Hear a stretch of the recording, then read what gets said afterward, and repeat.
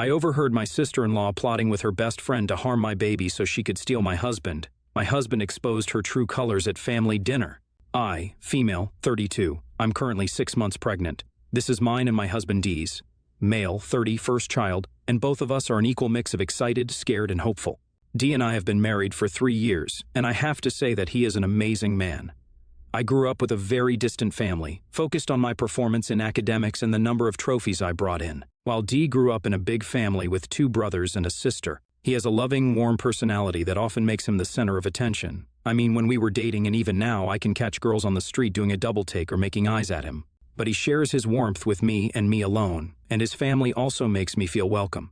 I can confidently say that I'm probably closer to my in-laws than my actual parents right now. Since I never had any siblings either, I did also try really hard to gel with my brother-in-law, male 25, and sister-in-law, female 28.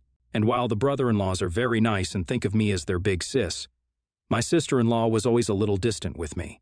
Dee says that she's just uncomfortable around me since I'm a city girl, and they grew up on a farm in Minnesota. Maybe, he suggested, she doesn't really have a lot in common with me, and that's why there's not a lot of interaction between us. That does make sense to me, so I settled into a healthy and respectful distance from my sister-in-law. We're family, but won't go out of our way to visit each other or know intimate details about each other's life. However, sometimes everyone has to get up close and personal, and these parents often organize big trips to random tourist sites as a family vacation. Since I was pregnant, we didn't go too far. I've settled in Minnesota with my hubby.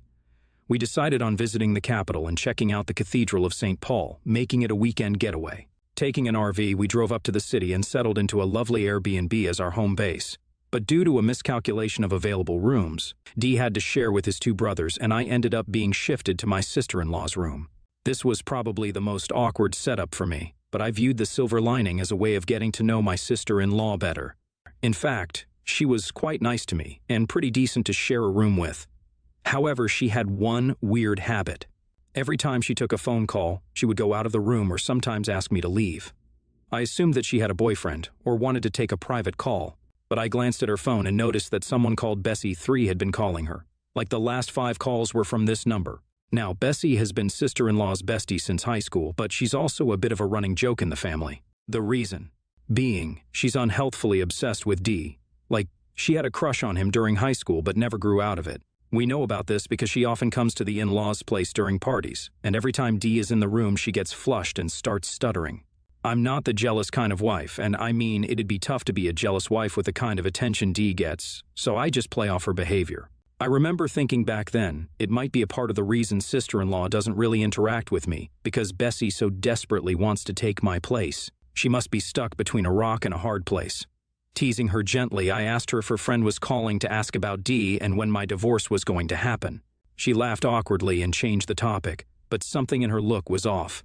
It's almost as if I had stumbled upon some big secret. I put it at the back of my mind, though, since there was a lot going on during the vacation and I wanted to enjoy it. During the day, everyone went to visit the cathedral together, but afterwards Dee and I went off on our own to explore the city and do some shopping. It was late evening by the time we got back, and everyone else was already back at the Airbnb. I trudged back up to my room, and just outside the door I caught my name from inside. I could hear my sister-in-law on call, and I'm sure it was Bessie again. I wanted to turn around and wait in the living room while she finished up her call, but curiosity got the better of me. I mean, I had heard my name after all, so I stood by the door and listened in. This was what I heard my sister-in-law say. "Yeah, she's out with Dee. Yeah, shopping and seeing the city. So boring they've become. I swear my brother's so dull after he got married. Miss City Slicker has changed him for the worse." What's that? "Yeah, I do, in 3 months. Haha, it would be funny." "I get what you're saying. If she slipped or something happened, they'd probably be through.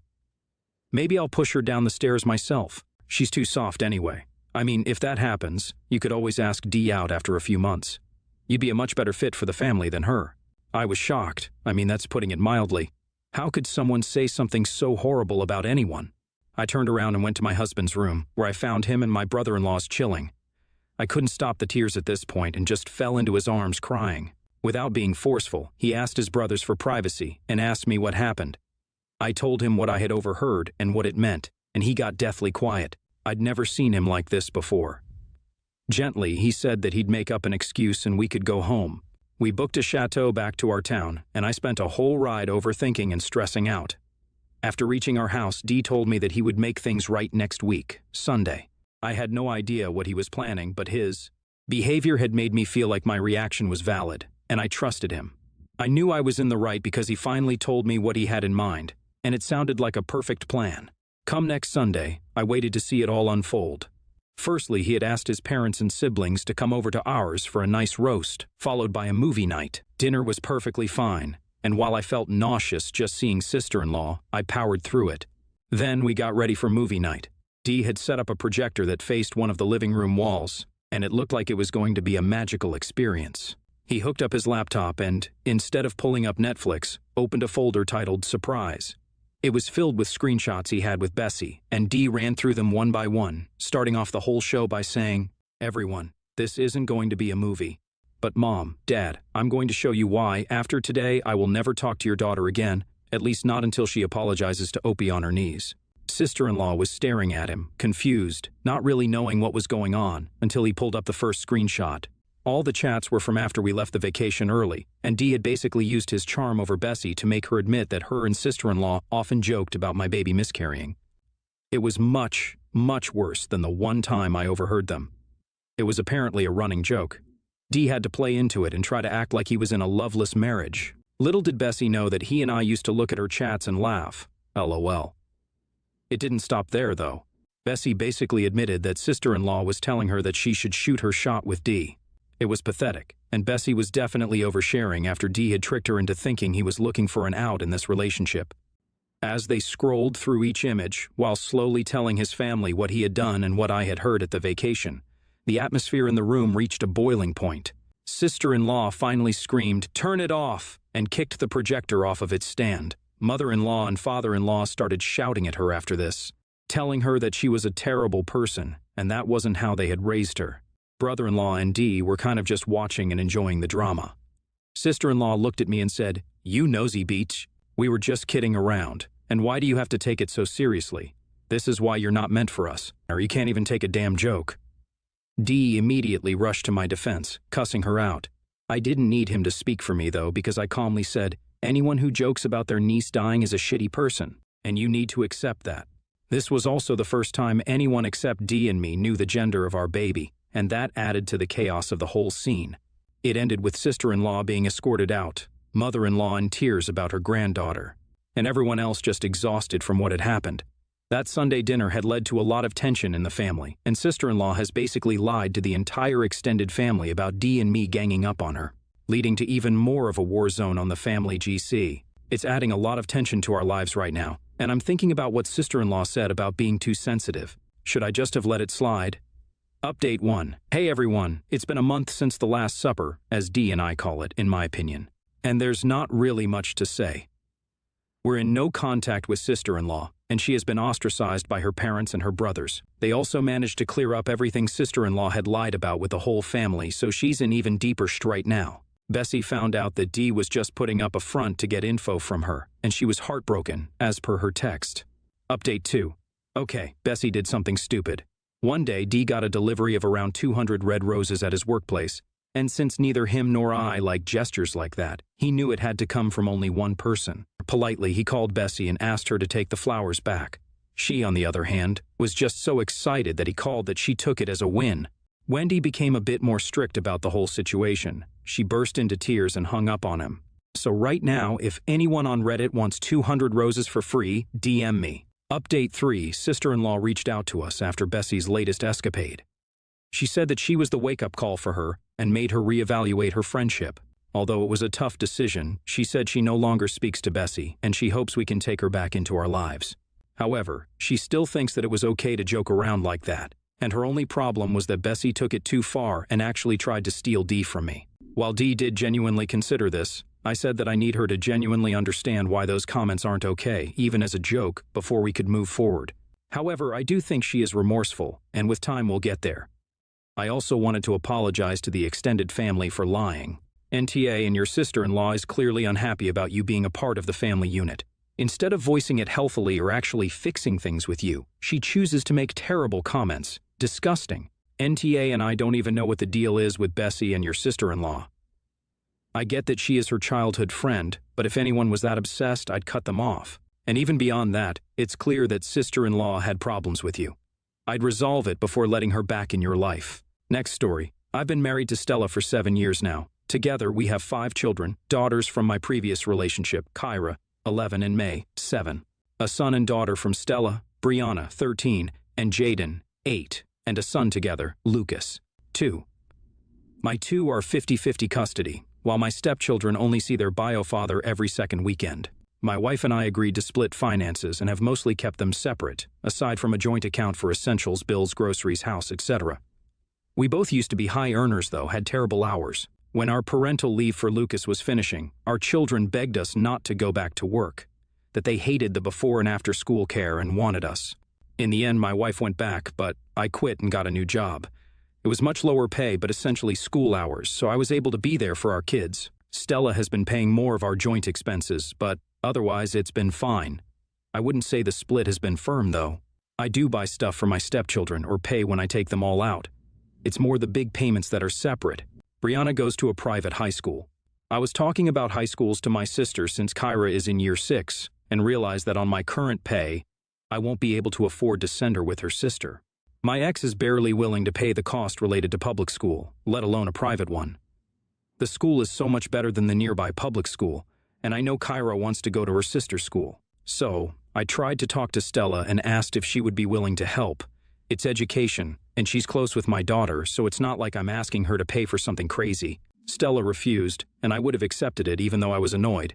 But she went on saying that I knew we were split finances, and I made my choice when I took the lower-paid job, that I got more time for less money. So I can't complain that I'm paid less. I got pretty upset about that. I didn't stay home for fun. It was for our family, our children. I loved my job, but I had to sacrifice it for them. It was worth it, of course, but still. Stella basically said it was my decision, so tough luck that she's not going to finance me. I got angry with that and told her that she knew the consequences of her job, so she can deal with her children then. Her money won't be used on mine, so I won't use my extra time on hers. They can stay in care until our old hours.